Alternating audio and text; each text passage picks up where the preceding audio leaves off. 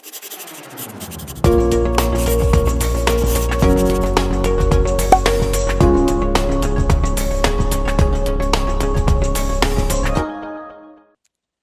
chuchus, tudo bem com vocês? Vamos dar sequência à nossa aula de romantismo, segunda geração, mas agora nós vamos para exercícios. Vamos aprender, vamos botar em prática aquilo que nós estamos aprendendo? Aqui, ó, romantismo no Brasil, segunda geração, a segunda geração romântica, as características dessa fase, dessa geração que você já conhece e os exercícios. Acompanhe comigo aí em casa, pegue um caderno, faça as suas anotações. Se tiver dúvidas, também anote, converse com o seu professor. E nós vamos aqui fazer de tudo para que fique tudo bem entendido, sem dúvida nenhuma, certo? Então, assim, acompanhe aí, ó. A segunda geração romântica, também conhecida como ultrarromântica, é caracterizada pelo egocentrismo e um forte tom depressivo. A segunda geração do romantismo brasileiro é denominada ultrarromântica ou byroniana. Byroniana, gente, por causa do Lord Byron, tá? Que escreveu um poema, e muitas pessoas se identificaram com esse poema, nós já falamos disso em outras aulas, em outra aula. E aí, essa influência direta na segunda geração vai ser expressiva na poesia, tá? Na produção literária, certo? Quais são as características dessa segunda geração?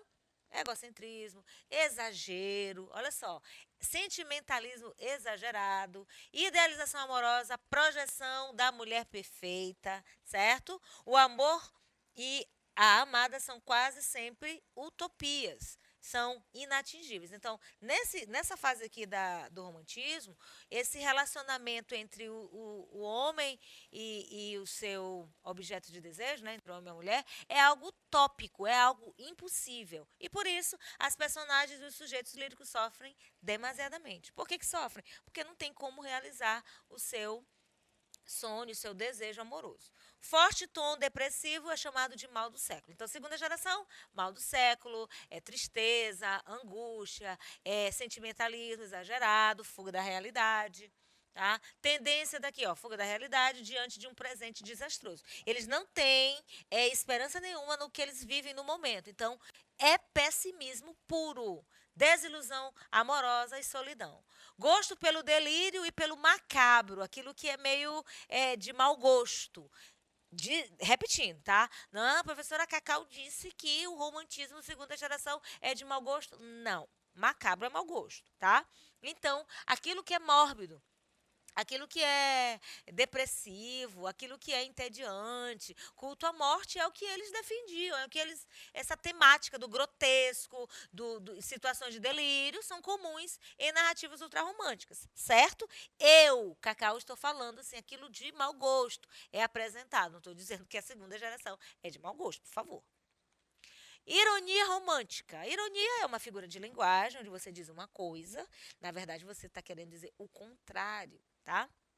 Grau de criticidade altíssimo, certo? Em relação às próprias produções ultrarromânticas. Um exemplo disso seria bem representado no segundo prefácio do livro Lira dos 20 anos de Álvaro de Azevedo, certo? Então vamos para os exercícios. Você vai acompanhar aí no seu smartphone, se você estiver na plataforma Gonçalves Dias, ou pela TV Educação. Vai ficar aí o exercício na sua tela, vou fazer a leitura bem devagar, e você vai acompanhando, tentando entender essa época marcada por sentimentalismo, exagero, que mais? Angústia, depressão, fuga da realidade, mal do século, é o que caracteriza essa época. Vamos para o exercício? Essa questão é do Enem, e a gente tem aqui o soneto. Já da morte, o palor me cobre o rosto. Nos lábios meus, o alento desfalece. Surda agonia, o coração fenece e devora meu ser mortal desgosto. Aqui você pode observar que já se começa falando de morte, né? A morte aqui entra em cena. Primeiro verso, já da morte o palor me cobre o rosto. Palor, gente, palidez. Quando a pessoa morre, falta o sangue no rosto, a pessoa vai ficando pálida. É isso que ele está dizendo. Se tiver palavras que vocês não saibam o significado, é muito comum, porque a linguagem é um pouquinho mais elevada, não tem muita coloquialidade aí, você pega o dicionário, se você estiver no seu smartphone, você pausa o vídeo, pega o dicionário, escreve aí a palavra, busca o significado para compreender melhor, tá bom? Então vamos continuar. Do leito, embalde no macio encosto, tento o sono reter, já esmurece, o corpo exausto que o repouso esquece. Eis o estado em que a mágoa me tem posto. O adeus, o teu adeus, minha saudade, fazem que insano do viver me prive e tenha os olhos meus na escuridade. Dá-me a esperança com que o ser mantive. Volve ao amante os olhos por piedade, olhos por quem viveu, quem já não vive, Álvares de Azevedo. Já deu para perceber aqui que ele está se referindo a uma pessoa morta, uma pessoa que não está mais viva. Então aqui a gente já tem a morbidez, o culto à morte, o pessimismo, certo? Então, em cima dessas características que você vai analisar o poema para ver qual é o comando da questão. Vamos lá? O núcleo temático do soneto citado é típico da segunda geração romântica, porém configura um lirismo que o projeta para além desse momento específico. O fundamento desse lirismo é: letra A, angústia alimentada pela constatação da irreversibilidade da morte. A melancolia que frustra a possibilidade de reação diante da perda. O descontrole das emoções provocado pela autopiedade. O desejo de morrer como alívio para a desilusão amorosa. O gosto pela escuridão como solução para o sofrimento. Bom, aqui você já precisa de uma contextualização com assuntos de outras aulas. Lirismo, gênero lírico, conceituar, entender e trazer para cá, para uma época que não se trabalhava o lirismo, fazer essa contextualização. Então, essa questão já te pede um lirismo. Vamos voltar para o comando? Vou voltar aqui rapidinho para o início do texto. Do leito em balde, no macio encosto, tento o sono reter, já esmurece. O corpo exausto que o repouso esquece. Eis o estado em que a mágoa me tem posto. O adeus, o teu adeus, minha saudade, fazem que, insano do viver, me prive, e tenha os olhos meus na escuridade. Dá-me a esperança com que o ser mantive, volve ao amante os olhos por piedade, olhos por quem viveu, quem já não vive. Álvares de Azevedo. Então, aqui, o núcleo temático do soneto citado é típico da segunda geração romântica, porém, configura um lirismo que o projeta para além desse momento específico. O fundamento desse lirismo é angústia alimentada pela constatação da irreversibilidade da morte. Letra B, a melancolia que frustra a possibilidade de reação diante da perda. Letra C, o descontrole das emoções provocado pela autopiedade. Letra D, o desejo de morrer como alívio para a desilusão amorosa. Letra E, o gosto pela escuridão como solução para o sofrimento. E aí? Aí você já sabe, né? Contextualizar gênero lírico, que está diferente dessa época, mas que está apresentado aqui. E a resposta certa é a letra B.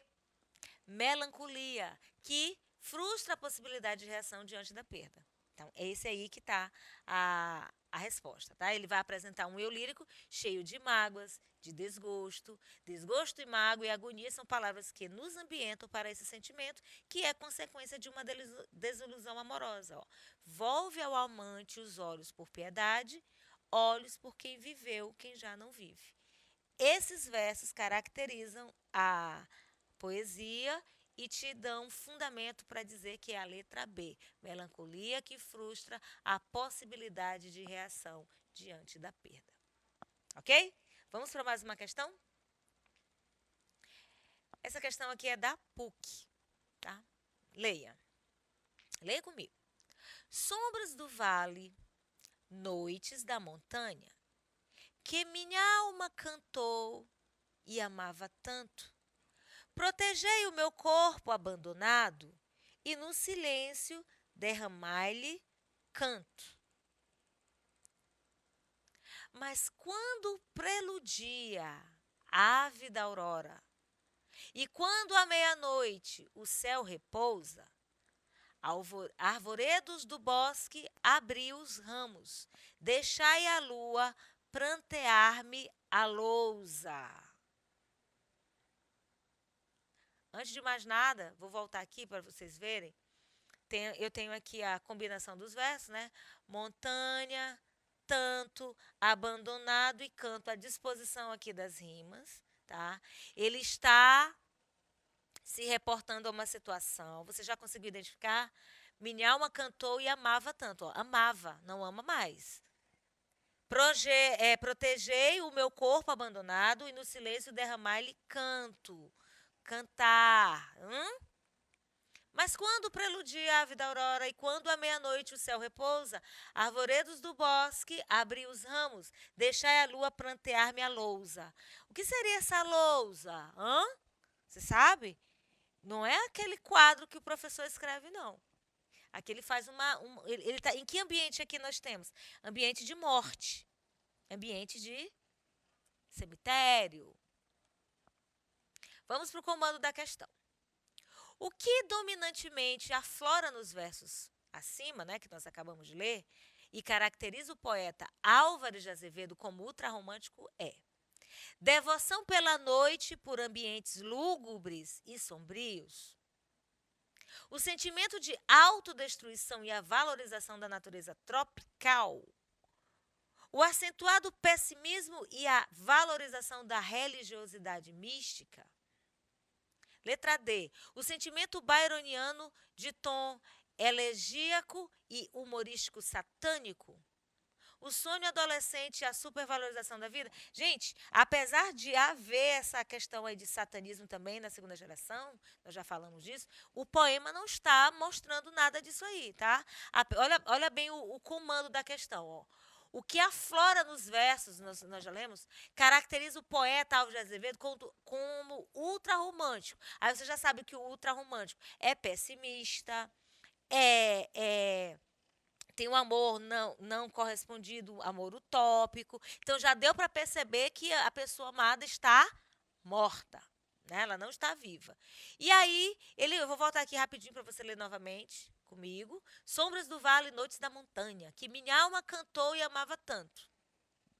Protegei o meu corpo abandonado e no silêncio derramai-lhe canto. O corpo dele está abandonado, por quê? Porque a pessoa amada não está mais com ele, ou nunca esteve. E onde ela está? Opa! E onde ela está? Voltei.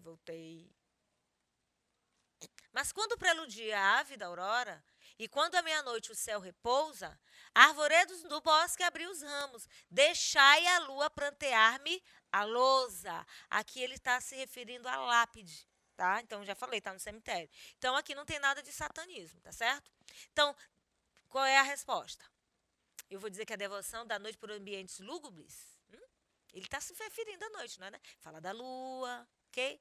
Sentimento de autodestruição, ele fala disso, ele se autodestrói. Ele não fala disso, ele fala da saudade, ele fala das lágrimas. Acentuado pessimismo e valorização da religiosidade. Aqui não tem nada assim presente de religiosidade, tem? Então a gente vai analisando as questões baseando naquilo que foi apresentado. Sonho de adolescente, supervalorização da vida, satanismo eu já descartei. Então a resposta certa é o quê? Aproximação com a morte, sentimento pessimista, mediante as coisas do mundo. Há também a presença da devoção pelo ambiente noturno, já deu para perceber que ele está à noite, fazendo parte da composição do cenário. Então, eu já sei que é um ambiente lúgubre e sombrio, letra A. Deixai a lua plantear-me a lousa. O eu lírico faz referência à luz do luar iluminando a sua lápide. Então, onde ele estaria? No cemitério, um lugar bem inusitado para se fazer poema. Né? Então, aqui, eu trouxe duas questões apenas e trouxe esse momento de culto àquilo que é péssimo, aquilo que faz mal, a dor, o pranto, a saudade, o amor não correspondido, a depressão, todos esses sentimentos ruins levam o homem a essa depressão. Então, a depressão, que já foi até tema assim, de campanhas contra a depressão, eu posso trazer o mal do século como um exemplo para que os autores revivessem é, esse momento de tristeza buscando suas alegrias. Acontece? Acontece. Nós já falamos em aulas anteriores, como, por exemplo, o Casimiro de Abreu, que vai buscar na infância alguma coisa de boa para tentar atenuar esse momento difícil que ele vive. Aqui não, aqui a gente já tem, nessas questões, obras que lembram morte, despedida, saudade, impossibilidades, temas tão relevantes nessa segunda geração romântica. Então, gente, a linguagem em si é assim, uma linguagem de pessimismo, uma linguagem de degradação, uma linguagem onde o ser humano é impossível que ele reviva coisa boa. Você observa isso, não tem nada de bom, não tem nada de interessante que o ser humano possa viver numa época dessa. Por isso que é mal do século, por isso que é ultrarromântico. Que mais? Que você pode... É uma coisa legal de sentir? Quando eu digo assim de mau gosto, quero que fique claro, que eu não estou dizendo que a segunda geração romântica é uma geração de mau gosto. Não, não é. É uma geração rica? É. Rica de conteúdo, rica de predisposição das palavras, da gramática da língua portuguesa, onde você vai poder tirar e aprender questões até mesmo de gramática ao estudar poemas como esse. Observa que também tem uma coisa importante. Eu vou voltar aqui num poema para você ver, olha só. A questão da rima. Aurora, repousa, ramos e lousa. Aqui, nesse poema, não existe aquela questão de respeito à rima, porque o romantismo traz essa quebra assim, da questão das sílabas poéticas, a escansão que nós já falamos, tá? Então, nesse poema aqui específico, nós temos essa liberdade, ó. Montanha tanto abandonado. Essa palavra aqui fica meio que perdida no meio das outras, dentro dessa composição da estrofe. Ó. Canto, tanto. Montanha não tem nenhuma palavra que rime. Então, lembrando, romantismo é um movimento de ruptura, é um movimento onde se quebra com padrões europeus e é expressivo na composição, nessa questão de rima, tá? Acaba. Tem também a questão do abrasileiramento, de trazer as coisas mais nossas, certo? Por isso que é tão importante trazer a interiorização, no caso é exteriorizar, né, aquilo que se sente. Subjetivismo, que mais? Egocentrismo, aquilo que eu sinto é mais importante, então eu vou colocar para fora. Tá certo? Então, é isso que eu tenho para vocês no dia de hoje. 2 exercícios de uma época muito marcada, e você já sabe. Então, primeira geração indianista, nacionalista. Segunda geração, mal do século, ultrarromântica, características do Lord Byron. Eu já até também trouxe em outras aulas uma taça de vinho no crânio, lembram? Que a gente recitou aqui. É para lembrar dessa época que influenciou tanto aqui os nossos autores. Então, converse com o seu professor, busque no seu livro texto, responda aos exercícios, volte nessa videoaula que ficou bem interessante, eu falei bastante, trouxe só 2 exercícios, mas vocês podem responder outros, sempre tem nas apostilas as nossas sugestões e você pode aprofundar o assunto e se preparar para o vestibular e tirar nota máxima, porque o romantismo continua presente nos dias atuais, tá certo? Então eu vou ficando por aqui e até a nossa próxima aula e eu vou sempre pergunto sempre, compliquei?